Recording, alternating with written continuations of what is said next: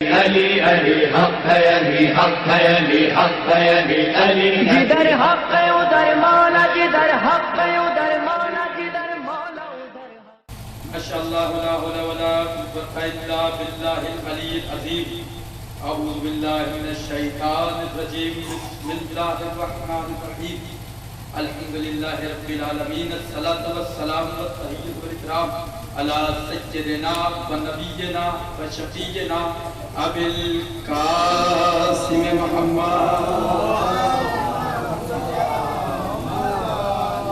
وعلى اہل بیتہ الطیبین الطاہرین المعصومین المظلومین ولعنۃ اللہ علی اعدائہم غاصب حقوقہم ومنکر فضائلہم ومصائبہم وولایتہم وشجاعتہم اجمعین اما بعد فقد قال اللہ تبارک وتعالی في كتابه الكريم وهو أصدق القائلين وقوله الحق بسم الله الرحمن الرحيم للذي خلق الموت والحياة ليبلوكم أيكم أحسن عملا صلوات پڑھے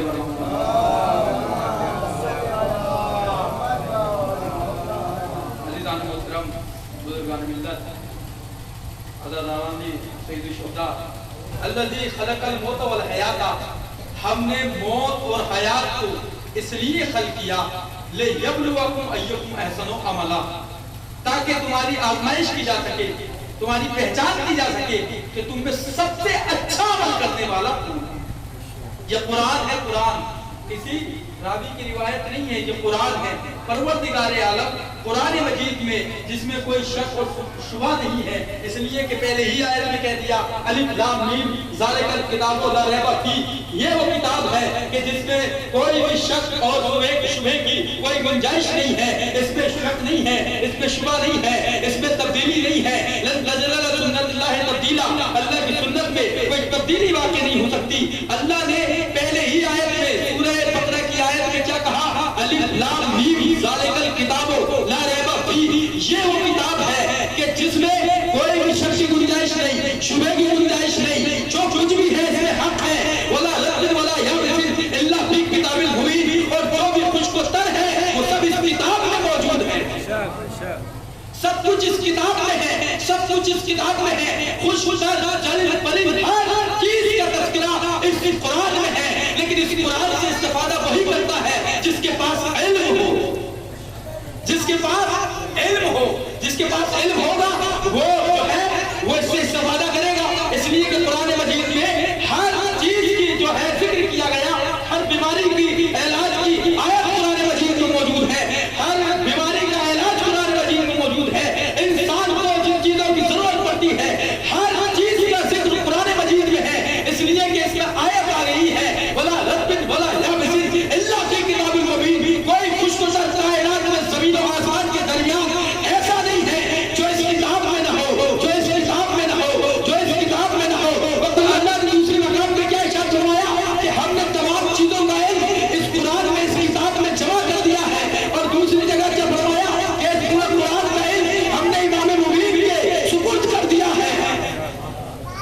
تو اب تلاش کرو کہ وہ وارث قرآن کون ہے جس کے پاس قرآن مجید کا پورا علم ہے، پورا علم ہے۔ عزیزان محترم، جب جناب سلیمان ابن داؤد کے مقابلے میں بلقیس ان کے سبا میں حکومت کرنے لگی اور جناب سلیمان کو جو تخت تھا اس کے اوپر پرندے ہدہد ہوا کرتے تھے تاکہ سورج کی کرنیں ان پہ نہ پڑے، ان کے ساتھی جنات بھی انسان بھی ان کے ساتھ تخت پہ بیٹھ کے سفر کیا کرتے تھے، جہاں بھی سلیمان جاتے تھے میں بتا رہا ہوں ثابت کروں گا وہ کون ہے کہ جس کے پاس پوری کتاب کا علم ہے۔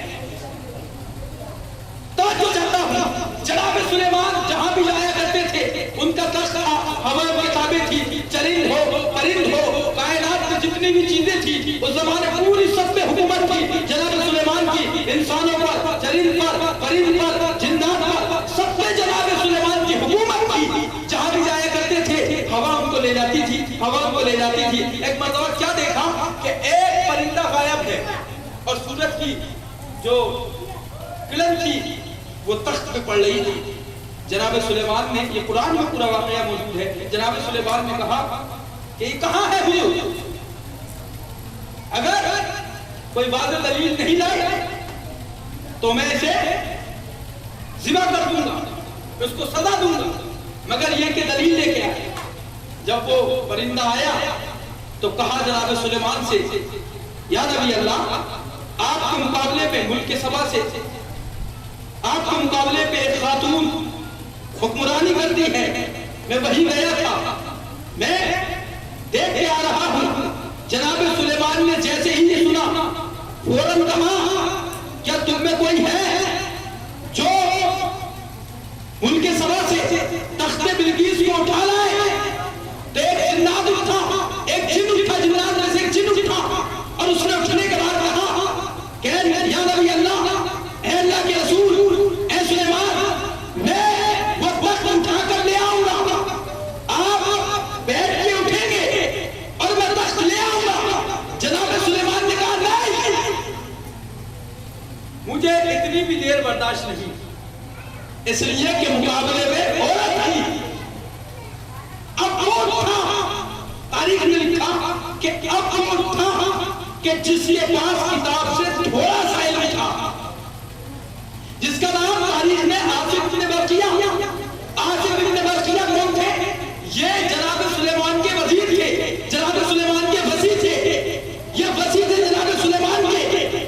تو یہ اٹھے اور کہا کہ چشمے زدن میں اتنے آپ آنکھیں بند کریں گے, کھولیں گے, اس سے پہلے میں تخت بلقیس کو اٹھا لے کے آؤں گا. آپ چشمے زدن میں اتنے آپ آنکھیں بند کریں گے, کھولیں گے, اور تخت حاضر ہوگا, حاضر ہو جائے گا. تو عزیزان محترم, آصف بن برقیہ کی بات کتاب سے تھوڑا سا علم تھا, من الکتاب, کتاب سے تھوڑا سا علم تھا, تھوڑا سا علم تھا, تھوڑا سا علم تھا. تو وہ ملک سبا سے تخت بلقیس کو اٹھا کر فوراً ایک چشمے زدن میں لا کے سلیمان کے سامنے حاضر کر دیا. تو جس کے لیے قرآن میں آیت آئی ہو سورہ اعراف کی, وَقِيلُ الَّذِينَ كَفَرُوا لَسْتَ مُرْسَلًا قُلْ كَفَىٰ بِاللَّهِ شَهِيدًا بَيْنِي وَبَيْنَكُمْ وَمَنْ عِندَهُ عِلْمُ الْكِتَابِ. کہ میرے رسول, یہ کافر تجھے نبی مسلمان یا نہ مانے, ان سے کہہ دے میری گواہی کے لیے ایک اللہ کافی ہے, ایک وہ کافی ہے جس کے پاس پوری کتاب کا علم ہے.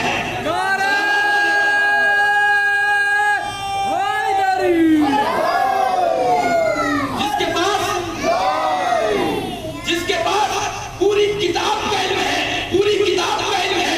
اور نبی نے کیا فرمایا؟ نبی آخری نبی فرماتے ہیں کہ من الکتاب ومن عنده علم الکتاب.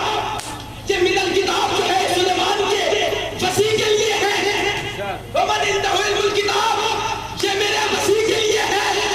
تو جس کے پاس تھوڑا سا علم ہو وہ تخت بلقیس کو اٹھا کر لا سکتا ہے. تو پھر شک کیوں کرتے ہو؟ ارے جس کے پاس پوری کتاب کا علم ہو, اگر خیبر میں نبی علی کو پکارے تو وہ مدینے سے خیبر کیوں نہیں جا سکتا؟ صلوات علیہ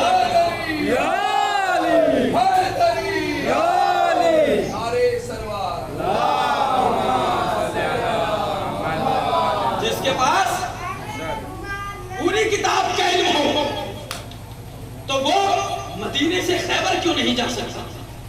عزیزان محترم, تھوڑا سا علم تھا, ایک اسم اعظم تھا جناب آصف بن برقیہ کے پاس, قرآن کا تھوڑا سا علم تھا, تو وہ چشمے زدن میں تخت بلقیس کو اٹھا کر لیا. تو جس کے پاس پوری کتاب کا علم ہو, جس کے پاس پوری کتاب کا علم ہو, کیسے نبی کی آواز کو لبیک نہیں کہہ سکتا؟ تو اس قرآن مجید میں ہر چیز کا ذکر موجود ہے, علم موجود ہے. شرط یہ ہے کہ انسان کے پاس علم ہو, معرفت ہو, شعور ہو, تو وہ اس سے استفادہ حاصل کر سکتا ہے. اور ساری گڑبڑی جو آج نظر آ رہی ہے وہ قرآن سے دوری کا نتیجہ ہے. اگر امت مسلمہ قرآن مجید کے دامن تھام لے اور اہل بیت سے متمسک ہو جائے تو کسی بھی میدان میں شرمندہ نہیں ہونا پڑے گا. اصل جو خرابی نظر آ رہی ہے معاشرے میں, وہ خرابی کیوں نظر آ رہی ہے؟ کبھی غور کیا آپ نے؟ اس وجہ سے نظر آ رہی ہے جعفر بھائی کہ ہم نے قرآن کو چھوڑ دیا، ہم قرآن مجید کی تلاوت نہیں کرتے۔ میں پوچھنا چاہتا ہوں اپنے نوجوان بھائیوں سے، بزرگ مجھ سے بہتر جانتے ہیں، آپ بتائیے آپ قرآن مجید کی پورے دن میں کتنی آیتوں کی تلاوت کرتے ہیں؟ کتنا قرآن پڑھتے ہیں آپ پورے دن میں؟ 24 گھنٹے میں آپ کتنا قرآن پڑھتے ہیں؟ 10 آیت 20 آیت کتنا قرآن پڑھتے ہیں؟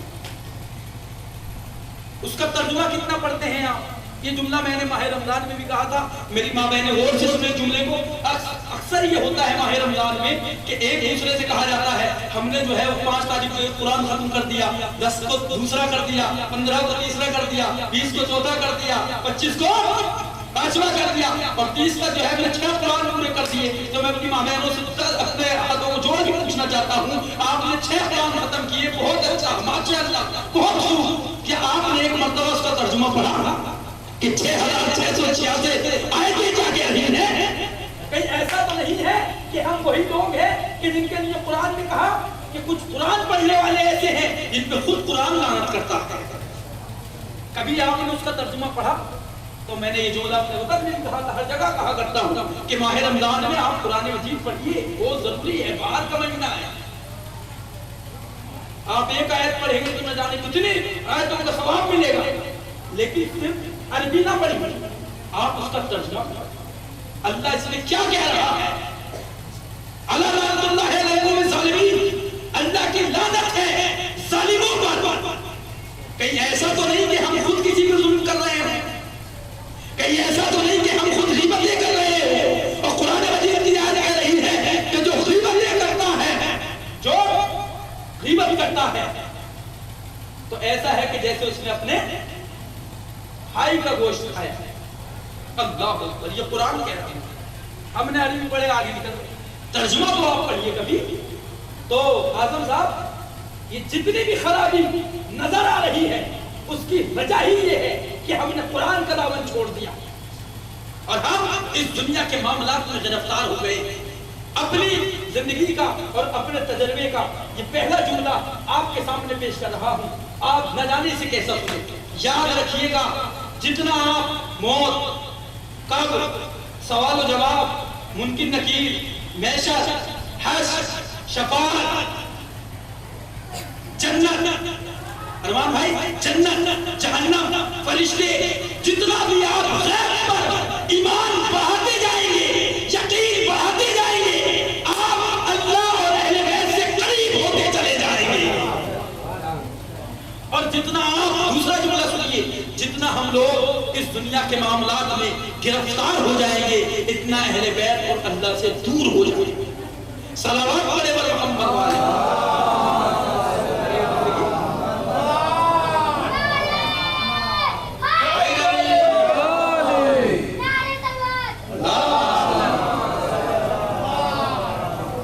دیکھیے عزیزان محترم، آج شاید یہ تیسری مجلس ہے، چوتھی مجلس ہے، تیسری چاند رات میں تھی اور 3 یہ چوتھی ہو گئی۔ صلوات پڑھے والے محمد والے۔ ظاہر سی بات ہے، تنہا 3 سے تو ہمارا تعلق بھی نہیں ہے۔ صلوات پڑھے والے محمد والے۔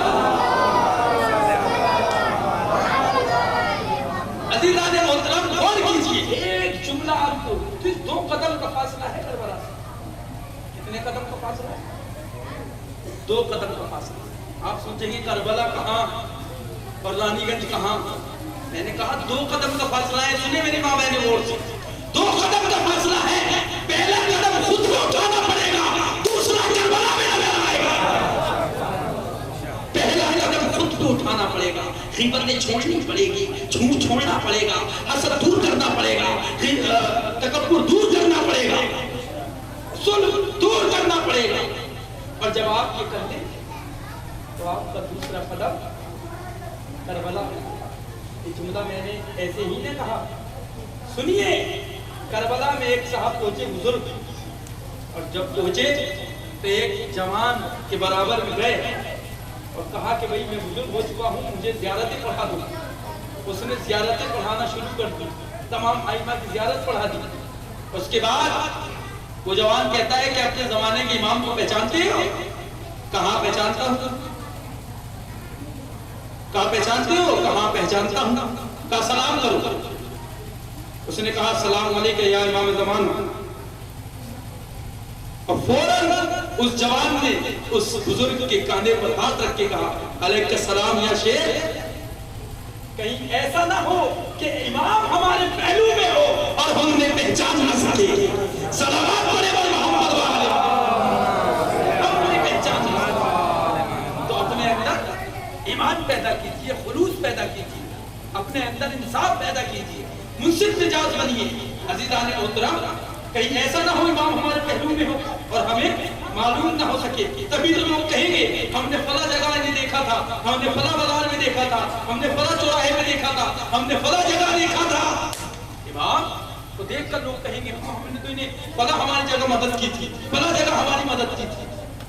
کہیں ایسا نہ ہو کہ امام ہمارے پہلو میں ہو, ہمارے ساتھ ہو اور ہمیں اس بات کا شعور نہ ہو. تو عزیزان محترم, معرفت پیدا کیجیے اپنے اندر, معرفت. یقین مانیے گا آپ کی پسند جو بھی ہو, ہمارا مقصد یہ ہوتا ہے کہ زیادہ سے زیادہ علوم پہنچائے جائے, زیادہ سے زیادہ باتیں پہنچائی جائے تاکہ ہم اسے اپنی زندگی میں اتار سکیں. یہ مجلسیں اگر ہمیں منصف مزاج نہ بنا پائے, ہمیں ایماندار نہ بنا پائے, ہمیں سچا نہ بنا پائے, یہ مجلسیں ہمیں نمازی نہ بنا پائے, یہ مجلسیں ہمیں پرہیزگار نہ بنا پائے, تو مجلسوں کا فائدہ ہے, آپ کا فائدہ نہیں ہے. صلوات پڑھے بر محمد والے. یہ لوگ غلط فہمی میں کہہ دیتے ہیں کہ ان مجلسوں کا پھر فائدہ کیا ہے. ارے مجلسوں کا بہت فائدہ ہے, آپ کا فائدہ نہیں ہوا, آپ کا فائدہ نہیں ہوا. تو عزیزان محترم, ان مجلسوں سے درس لے کے اٹھیے. تو میں نے سورہ ملک کی دوسری آیت کی تلاوت اسی لیے کی تاکہ سمجھیں آپ موت اور حیات کے فلسفے کو. اللہ کیا فرماتا ہے؟ الذی خلق الموت والحیات. ہم نے موت اور حیات کو اس لیے خلق کیا تاکہ تمہیں آزمائش کی جا سکے, تمہاری پہچان, تمہیں پہچانا جا سکے کہ تم میں سب سے اچھا عمل کرنے والا کون ہے. احسن و عملا, یہ تیسری ڈگری ہوتی ہے. اچھا, اس سے اچھا, سب سے اچھا. برا, اس سے برا, سب سے برا. 3 ڈگریاں ہوتی ہیں, ہوتی کہ نہیں ہوتی. گرامر پہلی ڈگری, دوسری ڈگری, تیسری ڈگری. اچھا, اللہ نے کیا کہا؟ اللہ نے کہا افل و تفضیل, ایسا نہ عمل, سب سے اچھا عمل. اچھا, اس سے اچھا, لیکن اللہ نے کہا سب سے اچھا عمل. تمہاری آزمائش کی جا سکے. موت اور حیات کو خلق کیا. الذی خلق الموت والحیات. ہم نے موت اور حیات کو خلق کیا. موت کو خلق کیا, پھر حیات کو خلق کیا. سمجھایا کہ پہلے موت پھر حیات. تو اس زندگی کو حیات نہ سمجھنا, یہ مہلت دی گئی ہے, یہ امتحان گاہ ہے. ہر انسان کا امتحان ہو رہا ہے. ارمان بھائی پریشان نہ ہوئیے, ہر انسان کا امتحان ہو رہا ہے. جن کے ساتھ آپ انصاف کرتے ہیں, جو آپ کے ساتھ ظلم کرتے ہیں, تو یہ یہاں تو بچ سکتے ہیں یہاں کی جھوٹی عدالت سے, لیکن اللہ کی عدالت سے نہیں بچ سکتے. اس لیے کہ وہاں اس کی لاٹھی میں آواز نہیں ہوتی, لیکن جب پڑتی ہے نا خوب محسوس ہوتی ہے. تو یہاں کوئی ظلم آپ پہ کر سکتا ہے, لیکن اللہ کی بارگاہ میں, اللہ کی بارگاہ میں پھر یہ فیصلے ہیں. جس نے بھی آپ پہ یہاں ظلم کیا ہے, آپ کے ساتھ زیادتی کی ہے, جس نے ذرہ برابر نیکی کی ہے, وہ سے میدان محشر میں دیکھے گا. جس نے ذرہ برابر برائی کی ہے, وہ بھی اسے وہاں دیکھے گا. تو گھبرانے کی ضرورت نہیں ہے عزیزان محترم. یہ دنیا امتحان گاہ ہے. یہاں ہر انسان کا امتحان ہو رہا ہے, ہر انسان کا امتحان ہو رہا ہے. جسے دولت دی ہے اس کا دولت کے ذریعے,